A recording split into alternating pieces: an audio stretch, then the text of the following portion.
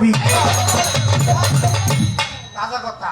11 আঙ্গুলি দুম যেজন কমাইতে পারে, সমুদ্র কেন বাতাসের সাথে সেই ব্যক্তি উইরা যাইতে পারে।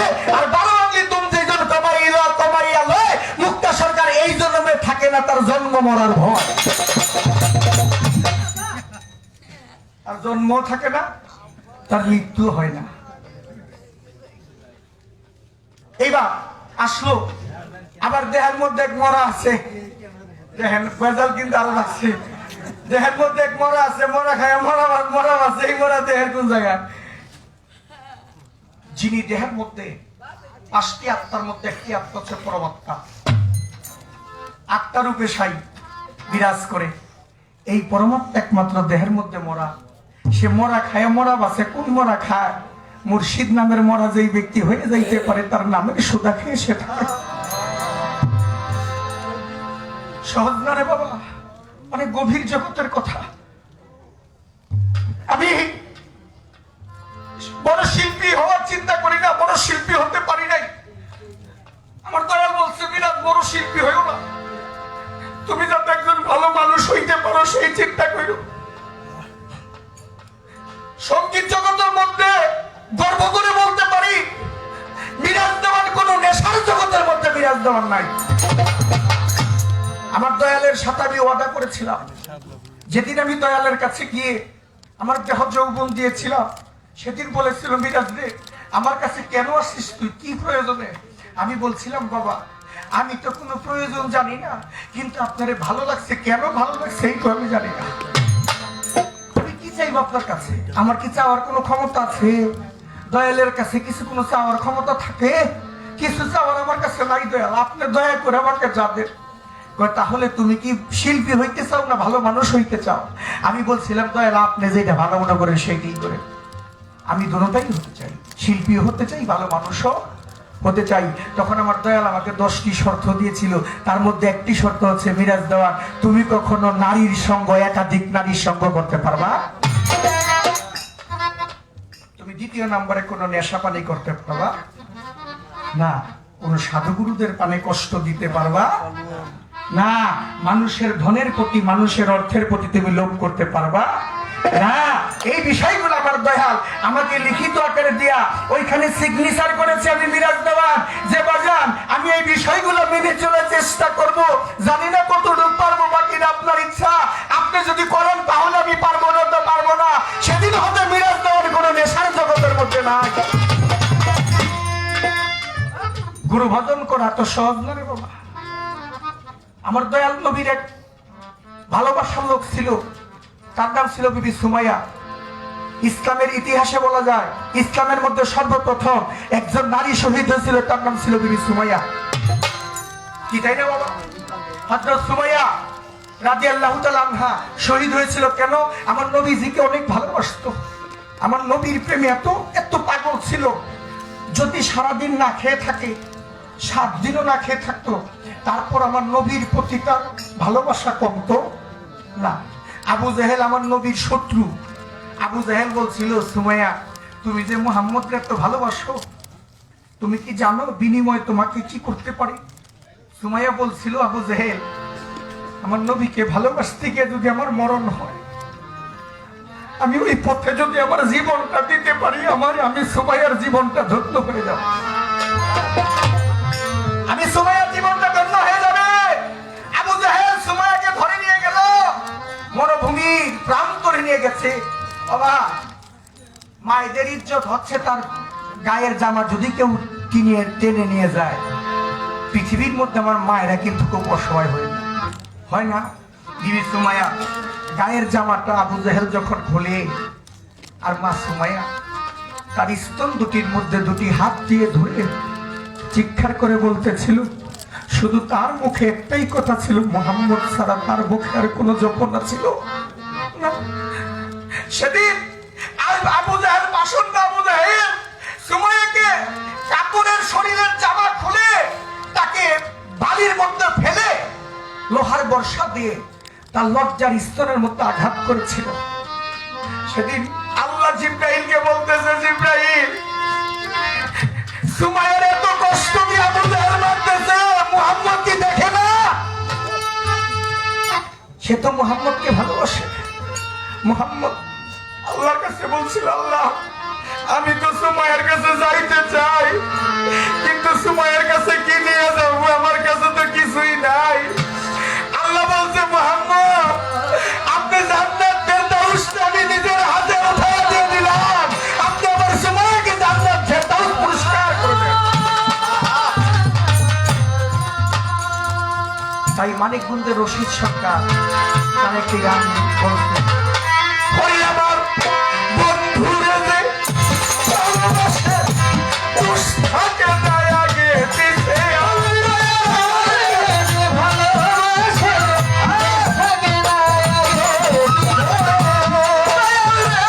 ভালোবাসে গো দুষ্টাকে দেয় আগে পিছে, পুইরা দেখো ওই আছে আর এরা সংসারে, পুইরা দেখো ওই আছে আর এরা নগরবাসীরা, যে পুইরাছে দয়াল প্রেমের পুরা, যে পুইরাছে গৌর প্রেমের পুরা নগরবাসীরা, যে পুইরাছে দয়াল প্রেমের পুরা।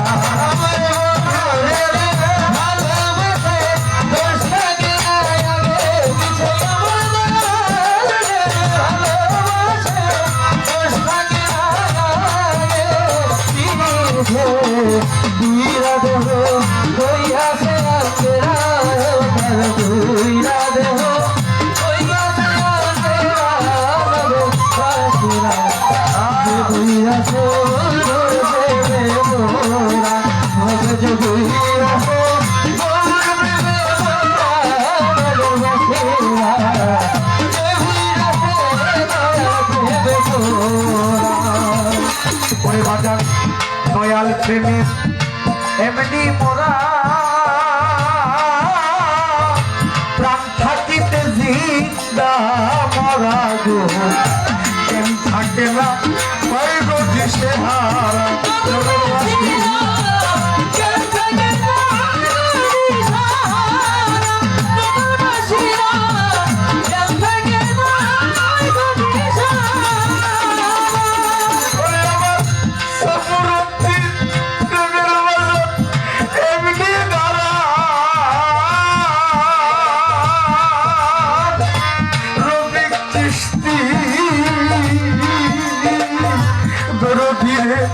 প্রাণ থাকিতে জিন্দা মোরা গো, কেন থাকে না ওই গো দিশে হারা।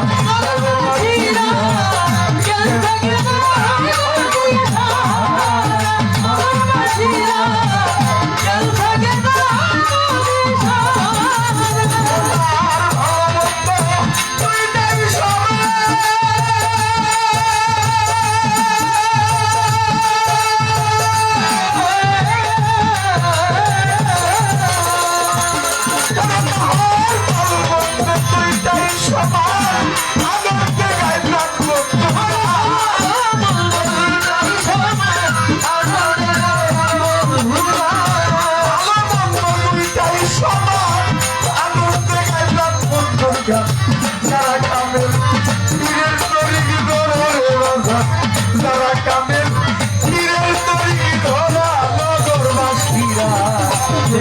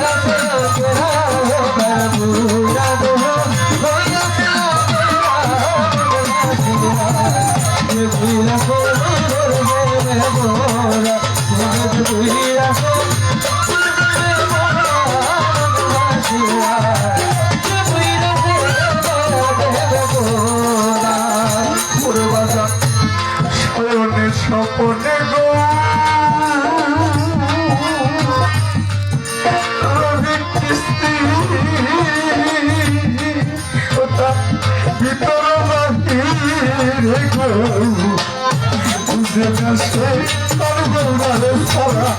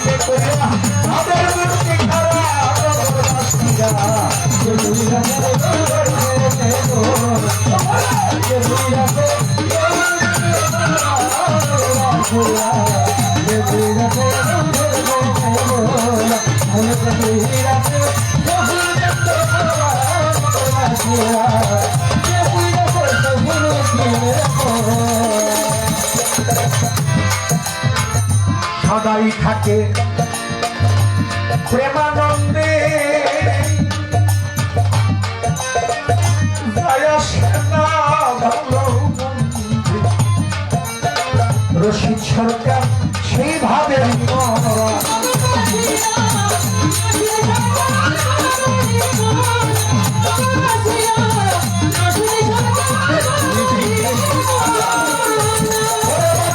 সদাই থাকে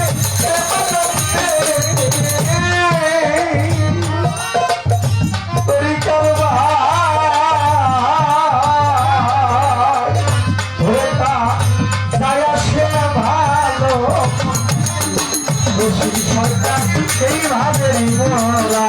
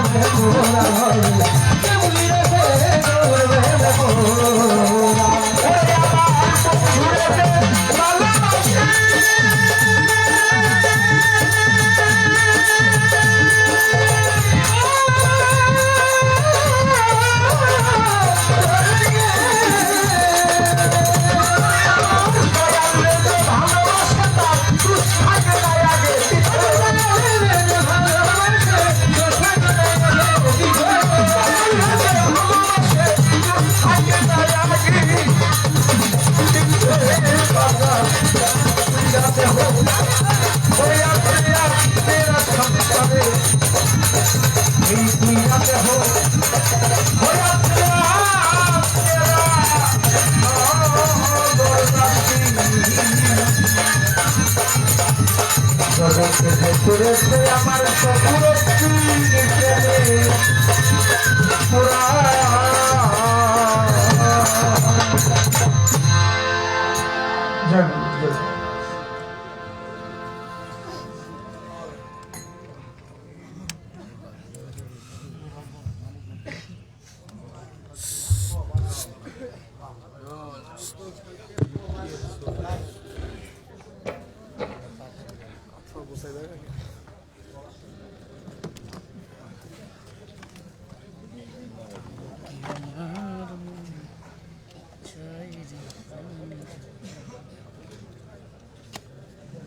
ভাই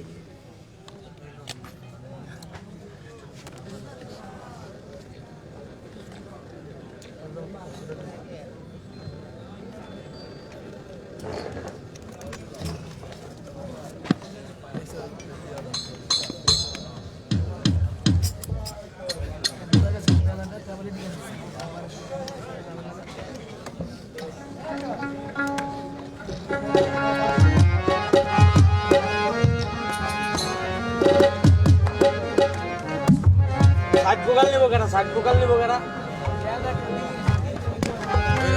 কার দিতাম अरे बाम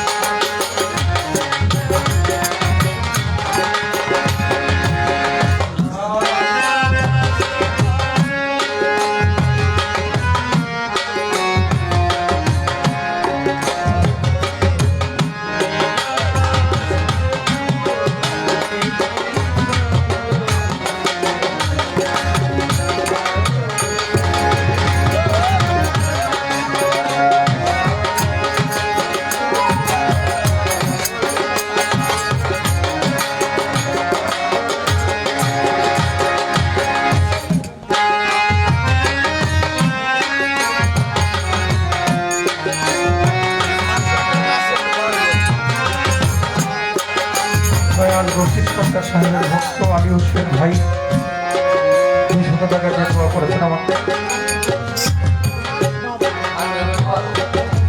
মানিকগঞ্জ থেকে আগত আমাদের প্রবাসী বাবুল ভাই, প্রবাস বাবুল সাহেব, বাবু সাহেব, আমাদের বাবু সাহেব 500 টাকা দিয়ে আমাকে দোয়া করেছেন। আর কোটি আমার ভক্তি দেব। জয় Hind.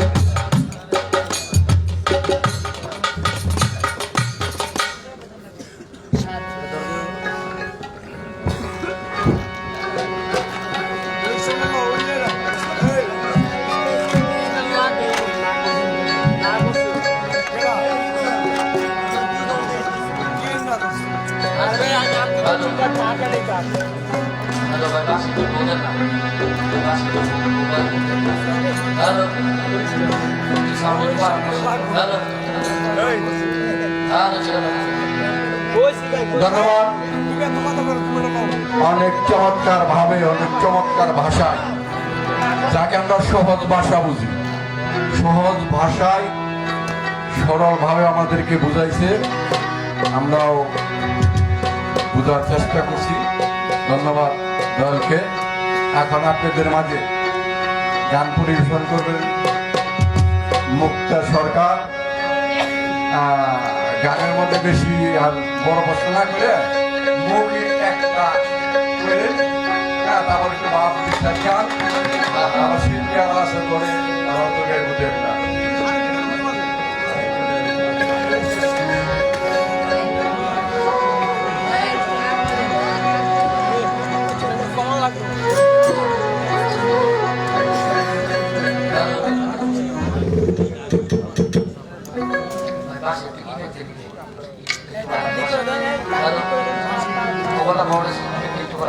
Hello, side vocal please এটা।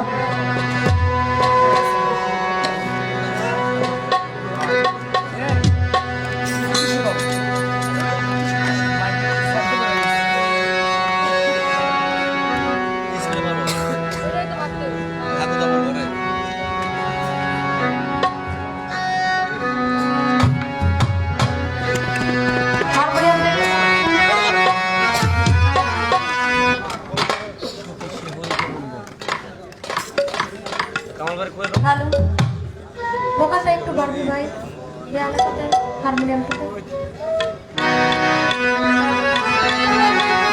দেন।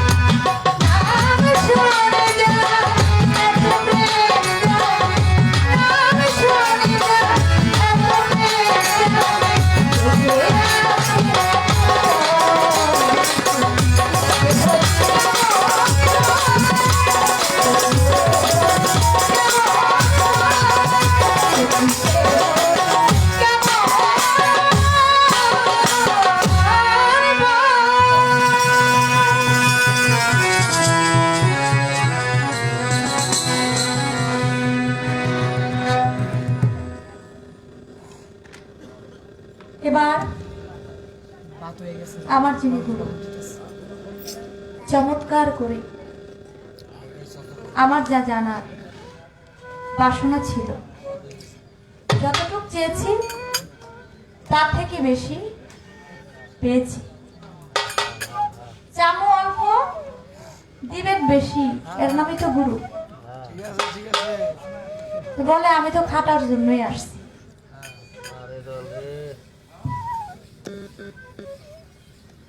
আসলে কি দয়াল, আপনি যদি না বুঝান আমি বুঝবো কার থেকে? আমাকে বুঝাইতে হলে তো আপনার একটু খাটতে হবে। যখন আমি বুঝে যাব তখন তো আর খাটাখাটনির দরকার হবে না। তবে কিছু কথা বলে গেলেন,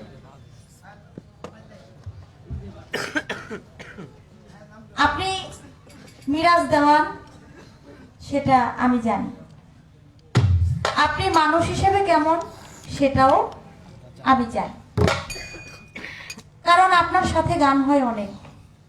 গান ছাড়াও আপনার সাথে ওঠা বসা চলাফেরা দেখা দেখি কথাবার্তা অনেক বছর ধরেই আপনার সাথে একটা মাখামাখি সম্পর্ক। তাহলে আমার আর বুঝতে বাকি নাই আপনি কেমন মানুষ। তবে মানুষ যেমনই হন বা হই না কেন, আরেকজন মানুষের কাছ থেকে শিক্ষা নিতে হবে, এটাই স্বাভাবিক।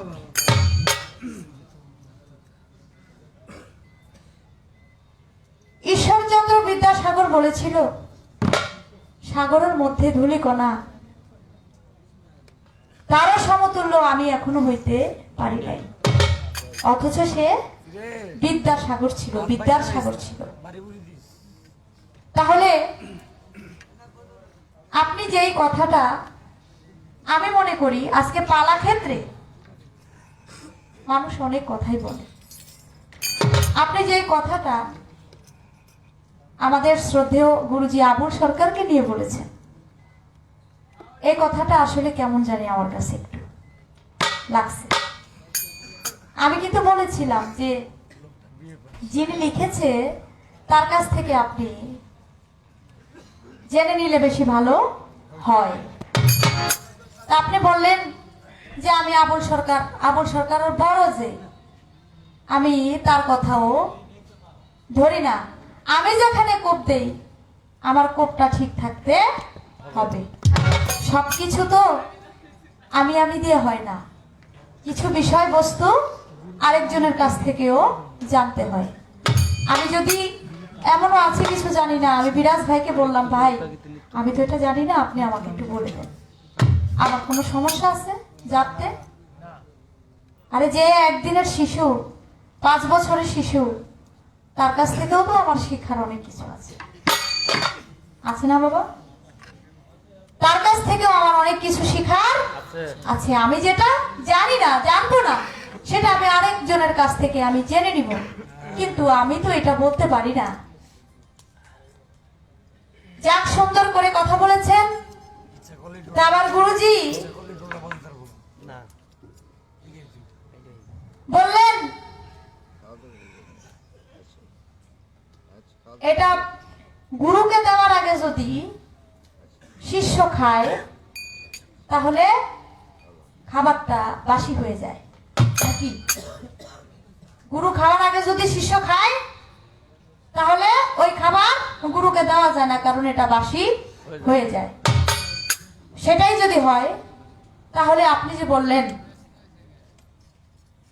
রাধা বল্লভের গানে, তোমার মুখে যাহা মিঠা লাগে সোপে দাও প্রাণ গুরুর ভোগে, শিষ্য যদি না খায়, শিষ্যর মুখে যদি মিষ্টি না লাগে, তাহলে এটা শিষ্য ভক্তের গুরুকে এটা কিভাবে দিবে?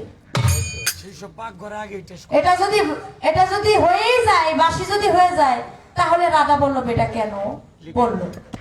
আমার কিন্তু কথা গুরু ঘুরে পুরে এক জায়গায়। আপনি যথেষ্ট পরিমাণে সুন্দরভাবে আমাদেরকে বুঝাইছেন, আমরা বুঝছি। তবে আমি আরেকটি কথা শুনলাম, আমার গুরু বলেছেন গুরুর সাথে আগে চলতে হবে, অভিনয় করতে হবে, শিখতে হবে। আমি তো অভিনয় শেখার জন্য আসি নাই, আমি অভিনয় করার জন্য আসি নাই। আমি প্রকৃত প্রেম শিখতে এসেছি। আমি প্রেম, ভালোবাসা, ভাব বিনিময় করার জন্য আসছি। আমি যদি অভিনয় করি তাহলে আমার ভিতরটা তো পরিষ্কার হবে না। অভিনয় করলে আমি আপনার সাথে অভিনয় যদি করি তাহলে তো আমি সব জায়গায় অভিনয় করব। আমি যদি আমার গুরুর সাথে অভিনয় করতে পারি তাহলে আমি তো সব জায়গায় অভিনয় করব। তাই কোনো অভিনয় না, সত্যিকারের ভালোবাসা, সত্যিকারের মহব্বত, গুরু শিষ্যের প্রতি মহব্বত, শিষ্যের গুরুর প্রতি মহব্বত, সেটা জানার জন্য এবং বোঝার জন্যই আসছে। তবে আমার গুরু আজকে খুব কান্নাকাটি করতেছে, এটা কিন্তু আমার খুব মায়া লাগতেছে। আমি বলবো দয়াল গুরু, আপনার চোখের জল আসলে কিন্তু আমারও কিন্তু ভিতরে খারাপ লাগে। তাই আমরা ভাব বিনিময় করি, ভাবের সাথে আমাদের 2 ফোঁটা চোখের জল আসে। আর আশেকের 2 ফোঁটা চোখের জল এটা অনেক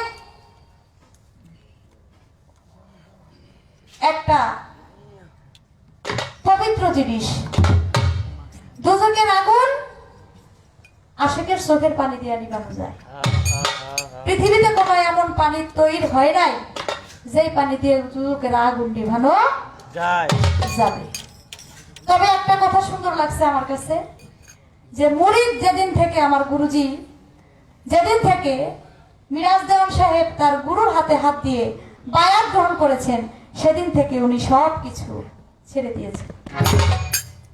আমিত্ব বিলীন করেছেন এবং সাইন দিয়েছেন কি কি করা যাবে না, এবং উনি ওনার গুরুর সাথে ওয়াদাবদ্ধ করেছেন, আমি এই কাজগুলো গুরু আমি যেন আপনার কথা রাখতে পারি। এখান থেকে তো প্রশ্ন আসে, আপনি একজন ভালো মানুষ, শিল্পী হিসাবেও ভালো, মানুষ হিসাবেও ভালো, আপনি গায়ক হিসাবেও ভালো, আপনি সর্বক্ষেত্র ভালো। আমি কোনোদিন আপনাকে দেখি না একটা সিগারেট খাইতে। এটা আমি শুধু এইটুকুই বললাম যে শিল্পী জীবনে আমি কখনো আপনাকে দেখি নাই যে একটা সিগারেট আপনি খান। তবে আপনি এই কথাটা যখন বললেন যে আমি যেদিন গুরুর হাতে হাত দিয়েছি সেদিন থেকে আমি সব ছেড়ে দিছি, এখন আমার প্রশ্ন, আপনি কি গুরুর কাছে মুড়ি দেওয়ার আগে খাইতেন? আজকেও তো রুই মাছ দা ভাত খাইছো সামনে। আরে সিগারেট দিয়ে বুঝাইলাম, আপনারা বুঝে নিয়েন। নেশা পানি, নেশা বলতে পানের নেশা আছে, সিগারেটের নেশা আছে, হ্যাঁ, গাঁজার নেশা আছে, মদের নেশা আছে, এক একজনের এক এক নিশা নারীর নেশা আছে। শ্যামা নিশা এখন বিষয়, যেই কার্যকলাপে আপনি সাইন করলেন আপনার গুরুর কাছে গিয়া, এই কাজগুলো আমি আর সামনে করবো না, এর আগে কি আপনি এটি করতেন কিনা, এটা আমার প্রশ্ন। যদি আপনি বলেন যে না এর আগে আমি এটি করি নাই, তাহলে আপনি এইভাবে বলতেন যে আগেও করি নাই, আমি গুরুর কাছে গিয়া সাইন দিছি যে গুরু আগে যেহেতু করি নাই এখনো আমি কোনোদিন করবো না। এই আগের কথাটা আপনি উল্লেখ করেন নাই কেন?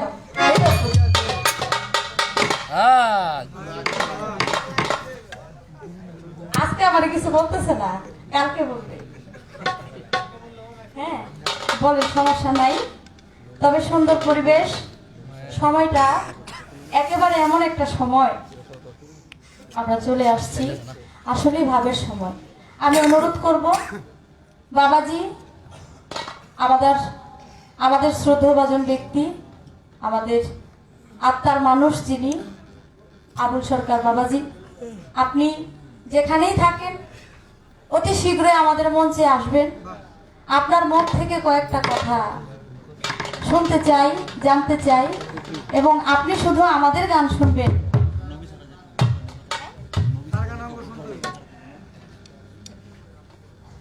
আপনি যে শুধু আমাদের গান শুনবেন আর আমাদের ভাব আপনি বিনিময় করবেন, আপনার ভাবে তো আমরা বিনিময় করতে চাই। তাই দয়া করে আপনি মঞ্চে আসবেন, এটাই। আর আমি একটি কথা বলেছিলাম আসলে আমার কথাটা মনে হয় আমার ভাই বুঝে নাই, ওইভাবে আমি বলি নাই যে পীর মুর্শিদের দরবারে আসছি, তিনি এখন ভুল করে, ভুল মানুষের দরবারে যাই না আমরা, ঠিক আছে। কিন্তু আমার কথা হলো এটা যে নবী করিম হযরত মুহাম্মদ সাল্লাল্লাহু আলাইহি সাল্লাম ছাড়া যত নবীরাই দুনিয়াতে আসছে, এরা কিছু কিছু কর্ম করে আল্লাহর কাছে তারা পানা চাইছে, আল্লাহ তাদেরকে ক্ষমা করে দিয়েছে। এটা আপনিও জানেন, আপনি যে জানেন না তা না, আপনিও কিন্তু জানেন। তাহলে আল্লাহর নবীগণ ভুল করে আল্লাহর কাছে ক্ষমা চেয়েছে, আল্লাহ তাদেরকে মাফ করে দিয়েছেন। তাহলে আমরা মানুষ একেবারেই যে ভুল হবে না, একেবারেই ভুল শুধু আমার নবী করে নাই, একেবারেই ভুল আমার নবী করে নাই। তাই বলে পীর মুর্শিদ যারা, তারা যে এখনো পর্যন্ত ভুল করে, বিষয়টা আমি এইভাবে কিন্তু বলি নাই, আপনি ওইদিকে নিবেন না। তারা যদি কোনো কিছু করেও থাকে সেটা তারা আল্লাহর বন্ধু হিসেবে আল্লাহ তাদেরকে ওইভাবেই তাদেরকে ক্ষমা করে দিয়েছে। কিন্তু আমরা যে মানুষ, আমরা যে ভুল করি, আমাদের ভুলের পরিমাণটা অনেক বেশি, এটা ক্ষমার অযোগ্য হয়ে যায়। ডায়েরির ভিতরে লেখা তো এটা। আমি সেভাবে বলেছি। যা, আর কোনো কথা নাই, আমার একটি গান থাকবে, তারপর আরেকটি ভাবের গান রাখার চেষ্টা করব।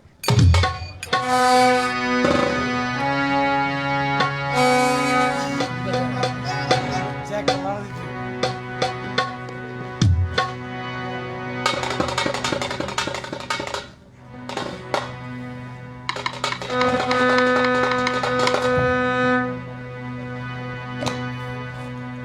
ঠিক আছে ঠিক আছে।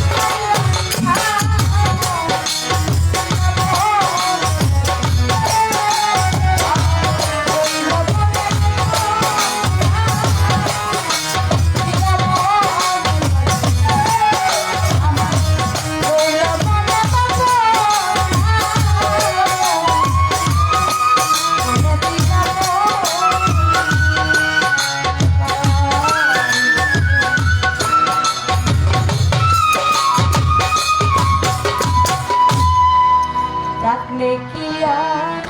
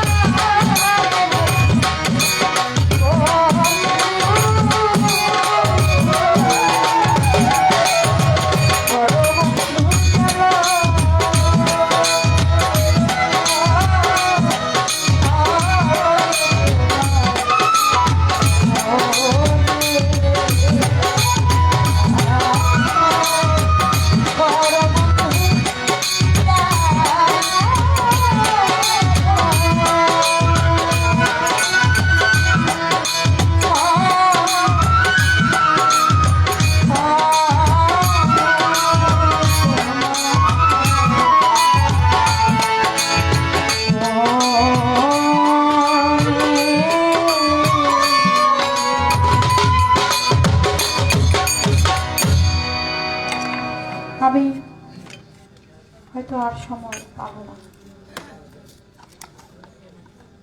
কথা বলেছি অনেক, অনেক কথার মধ্যে ভুল আমার হতেই পারে। আল্লাহর হস্তে ক্ষমা করবেন, যেটাকে ভুল মনে হবে। আপনারা দোয়া করবেন আমাদের জন্য। ভালো থাকবেন। দরবারা শুকুর চাঁদের দরবারে আমার প্রেম ও ভক্তি রেখে এবং আপনারা দূর দূরান্ত থেকে বাউল বিচার গান এটা দেবেন নাকি? শোনার জন্য এখানে কষ্ট সহ্য করে এসেছেন, সকলের প্রতি আমার সালাম রেখে আমার শ্রদ্ধেয় দাদা ভাই রফিক চিস্তি, তার প্রতি আমার শ্রদ্ধা সালাম রেখে তাদের ভক্ত আশীর্বাদদের প্রতি আমার সালাম রেখে আমার আশীর্বাদ বিদায় নিচ্ছি। আসসালামু আলাইকুম। দুইটা এক লগে নয়, দুইটা এক লগে নয়। নাও নাও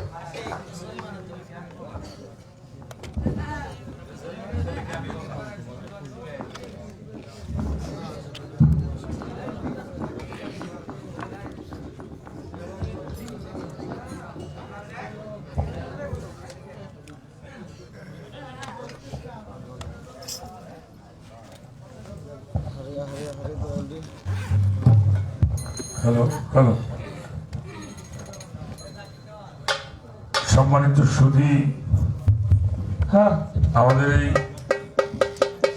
হ্যালো খানদান নিজামিয়া সুপ্রিয়া জিন্দাবাদ, হজরত শাহ সুফি সফরুদ্দিন চিশতি নিজামী রহমতুল্লাহ আলাই তার এই বাৎসরিক ওরস মোবারকে যারা আমাদেরকে চরণ ধুলি দিয়ে ধন্য করেছেন, কৃতজ্ঞতা প্রকাশ করি।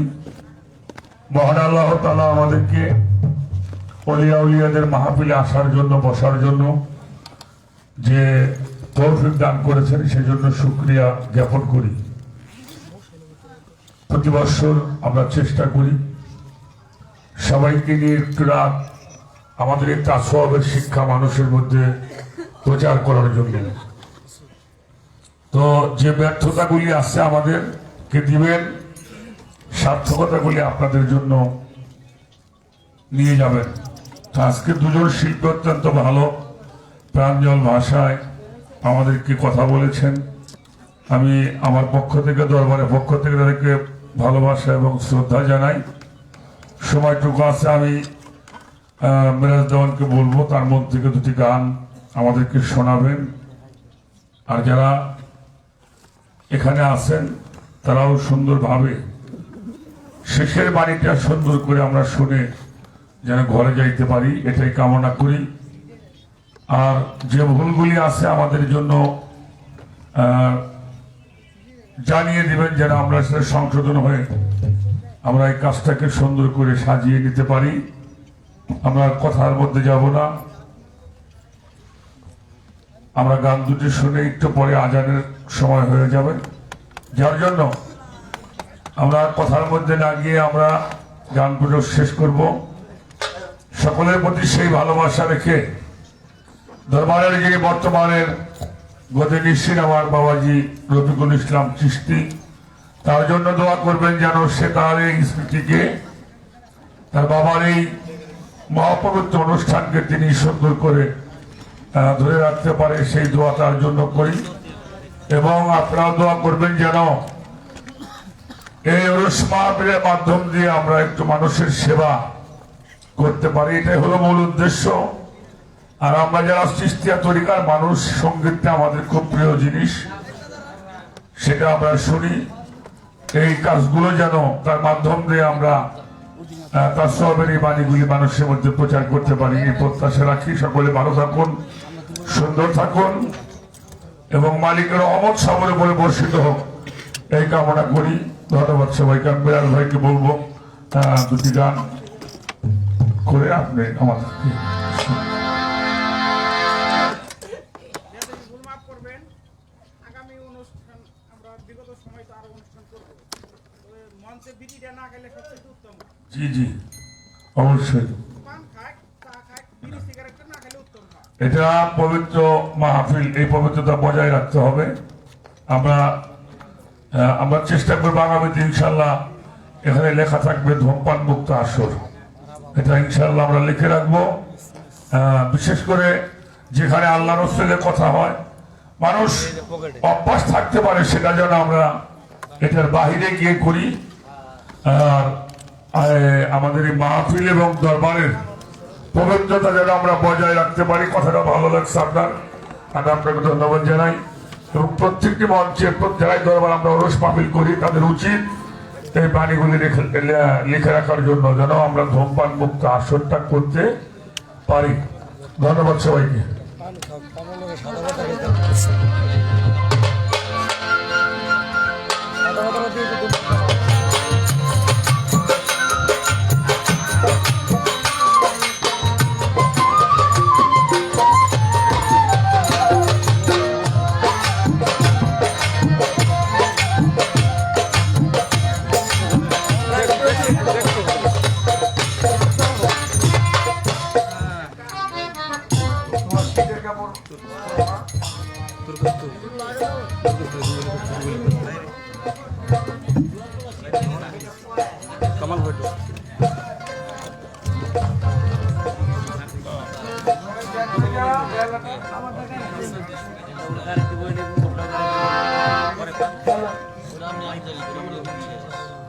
গাড়ি দিয়ে দিস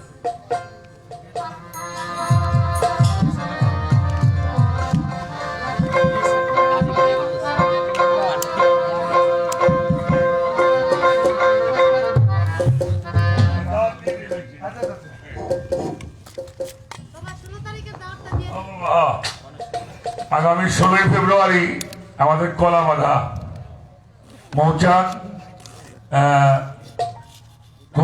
কুদ্দুস ভাইয়ের ওখানে ওরস শরীফ, সেখানে গান পরিবেশন করবেন আমার মাজুরি মুক্তা সরকার, আর সাথে আমি থাকার চেষ্টা করব। আপনারা সকলে আমন্ত্রিত আমাদের কলাবাধা কুদ্দুস ভাইয়ের বাড়িতে ওরস শরীফে আমরা দুই মায়ের প্রতি গান করার জন্য একটু আশা করছি, দেখি মালিক কি করে।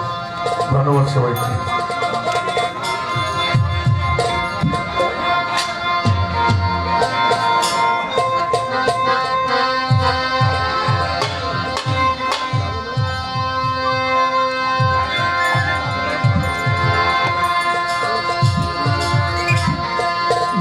সাউন্ড একটু বাড়ান তো দাদা।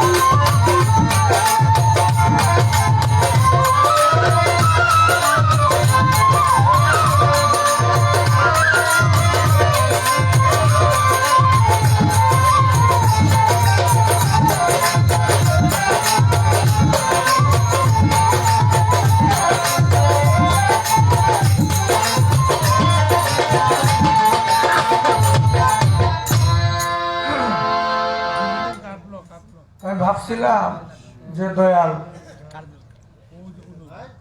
দুটা গান গাবে, তো সে আশা পূরণ হলো না। তো পালা মোটামুটি নাই, পালা শেষের দিকে। তারপরও আমি একটু ঋণী আছি বাবা। ঋণটা শোধ করে না মরলে আবার সমস্যা হতে পারে। ঋণ থাকা অবস্থা একবারই ভালো না। আর সবচাইতে বেশি ঋণী আছে এই ইউটিউব চ্যানেলের কাছে। কারণ এটা যদি না কই, ঋণটা শোধ না করি, কালকে এটা প্রচার করবো। মুক্তা সরকার তো কাউন্টার দিল, মিরাজ দত্ত কিছুই কইল না। তাহলে ঋণ শোধ করে দেই। তার দুটি ঋণ হচ্ছে, প্রথম দিন হচ্ছে ওই একই কথা যে ওই মিঠা, তোমার মুখে যাহা মিঠা লাগে তুমি সপে দাও গোবিন্দের ভূমি। না তার পয়েন্টটা ওইখানেই যে যদি মিঠা লাগে তাহলে তো অবশ্যই ভক্তেটা খাইছি, বুঝ খাইছে না? এটা খাইয়া তো গুরুরে দিছে। বাবা একটা কিচ্ছা মনে পড়ে গেছে, সময় হাতে নাই, কিচ্ছা তো কোয়া ছাইড়েই দিছি। কইলা কিচ্ছা করার দরকার নাই, কইতাম না, মনেও পড়ছিল। তবে শোনেন,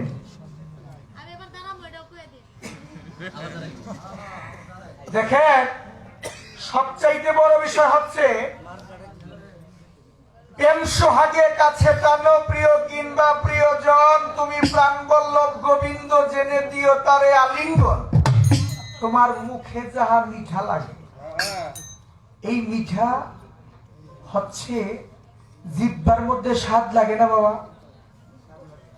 জিহ্বাকে একটা ইন্দ্রিয় না, দেহের মধ্যে প্রত্যেকটা ইন্দ্রিয়র যে স্বাদ আছে, এই স্বাদটা তো ভক্তের কাছে সবচাইতে প্রিয় বস্তু, কি তাই না?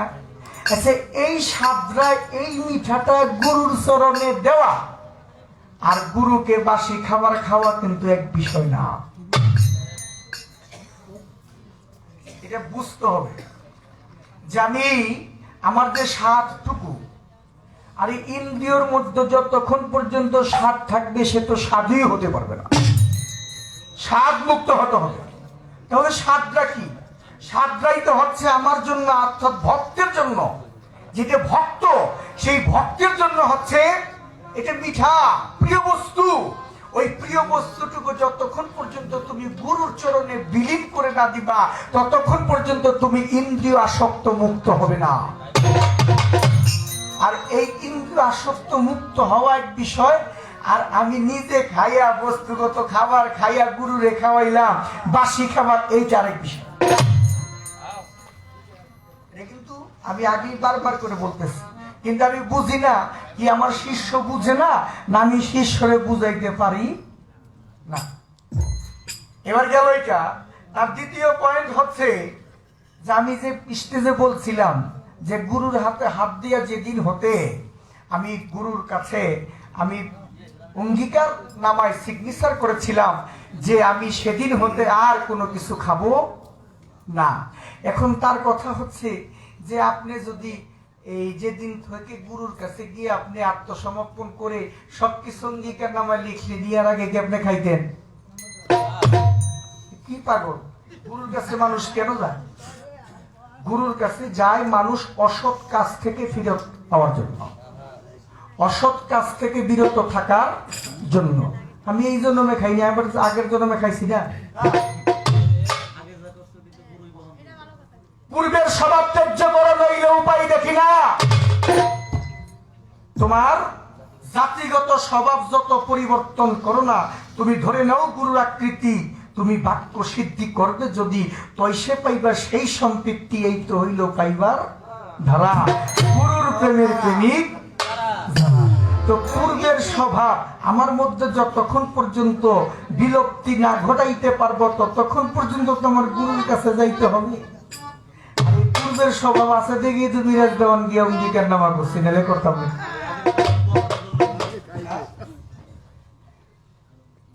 গুরুর কাছে সবকিছু জমা দিলাম না, এটা আগত বিষয়, বর্তমানে যা কিছু আছে সবকিছু গুরুর কাছে জমা দিতে হয়।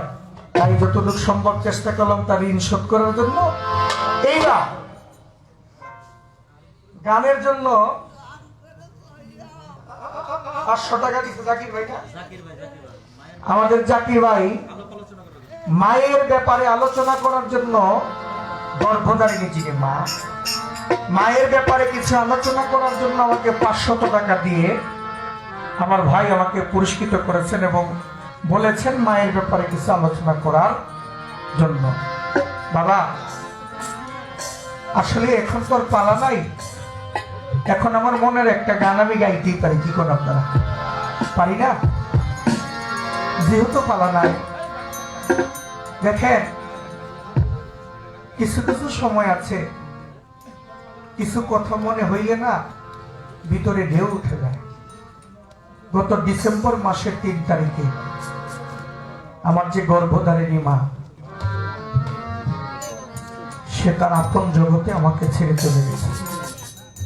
এই যে গত ডিসেম্বর মাসের 3 তারিখে রাত্র 2:18 আমি মাদারীপুর গিয়েছিলাম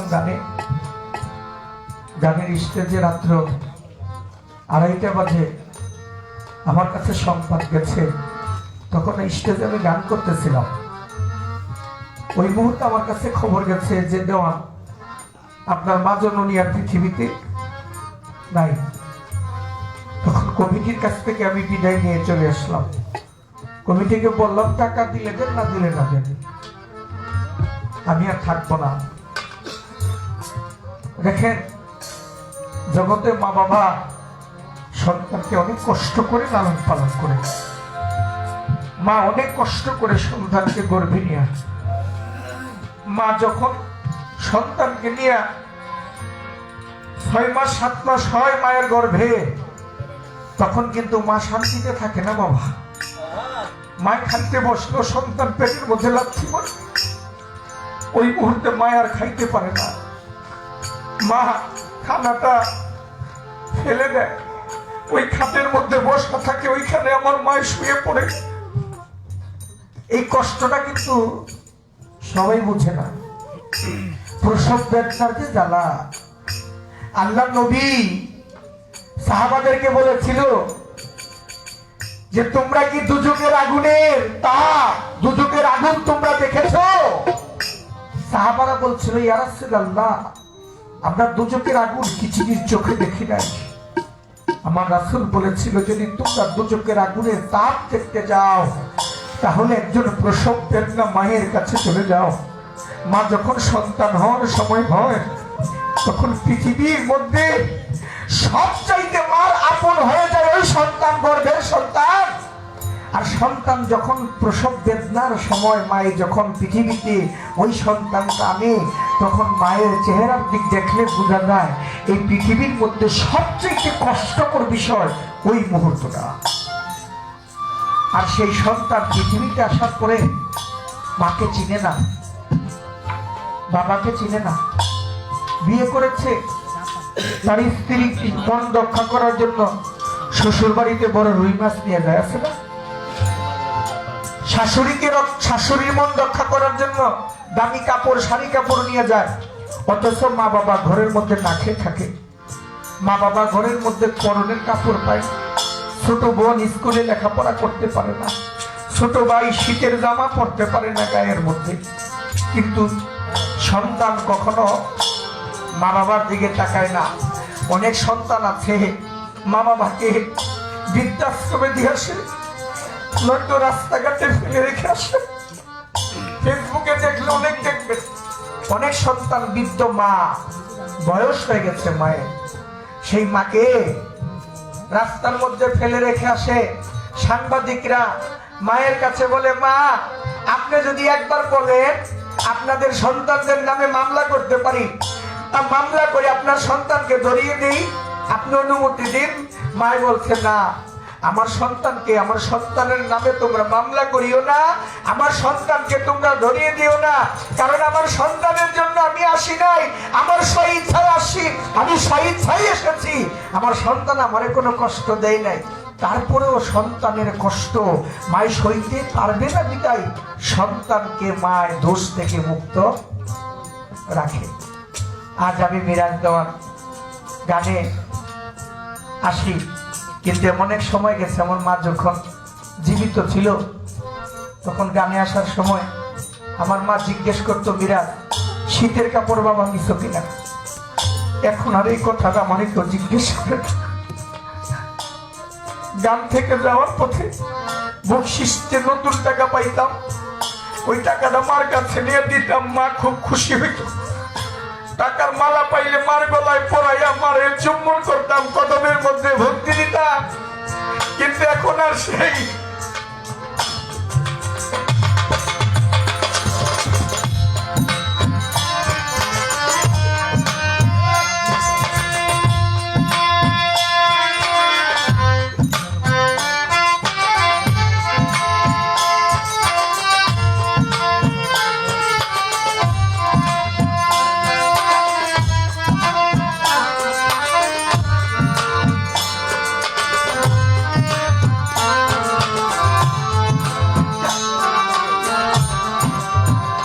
বাবা,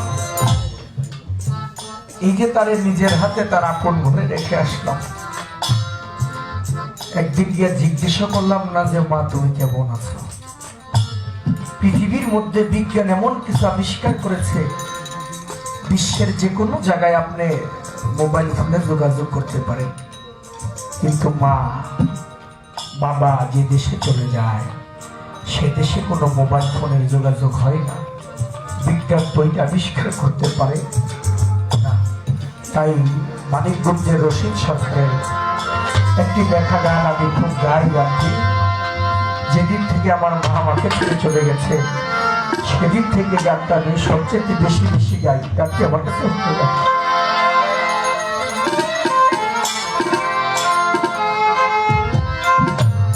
আমি আজ বক্ষ ভরা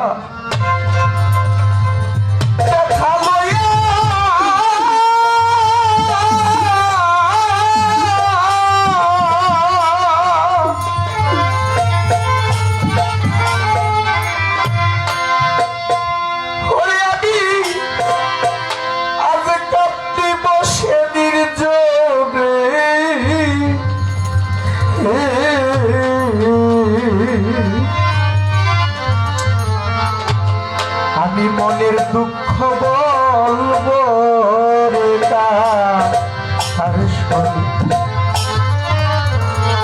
আমার দরদি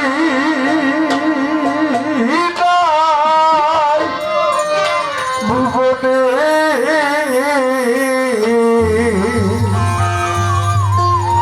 জাকির ভাই আমি মনের দুঃখ বলবো রে আর শোনো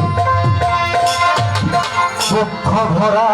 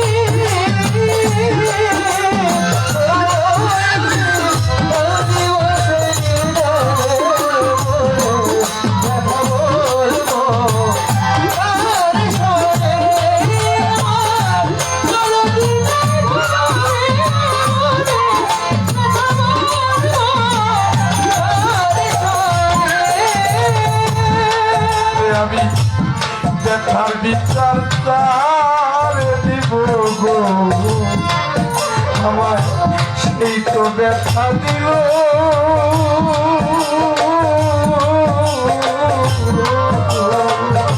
ওরে আমি যেই ঢালের ভরসায় ছিলাম সেই ঢাল ভাই গেল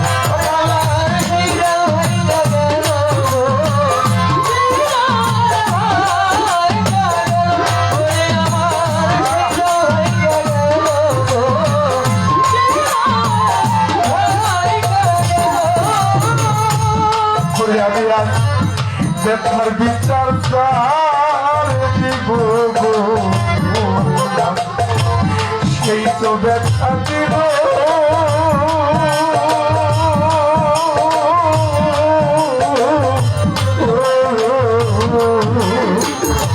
সেই ডালের পরে সাইছিলাম সেই ঢাল গেল আমি যার কুলেতে বসা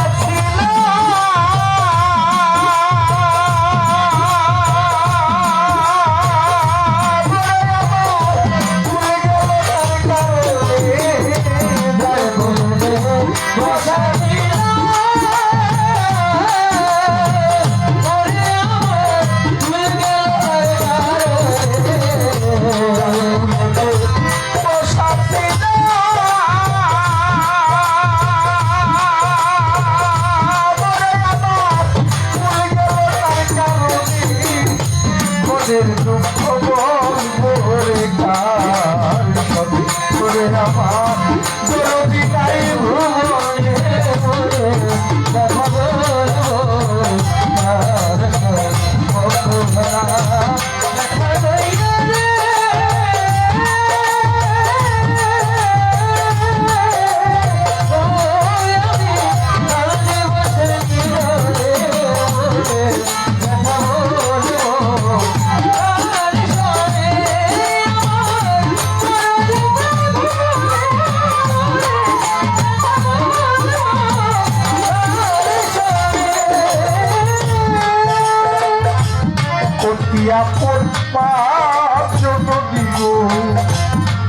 আমার কেউ ছাড়িয়া গেছে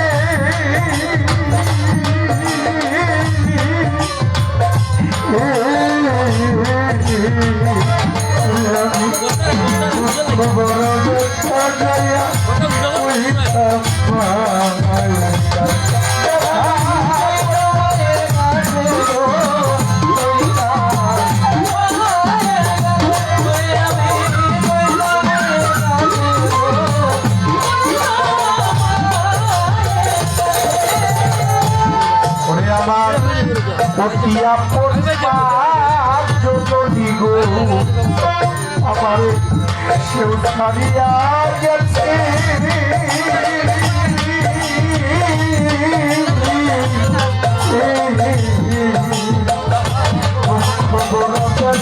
আমি পায়ে আদর করে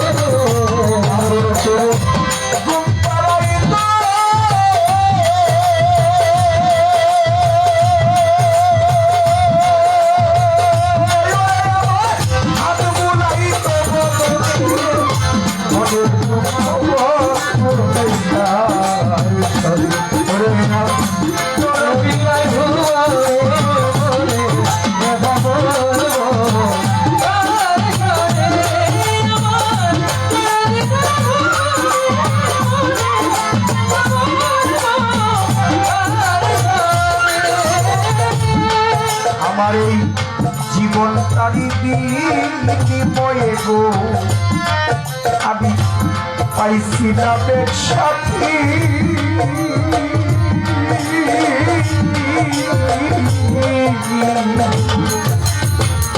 সেও আমার ছাইরা গেছে কইরা দুঃখী রাধা সাথী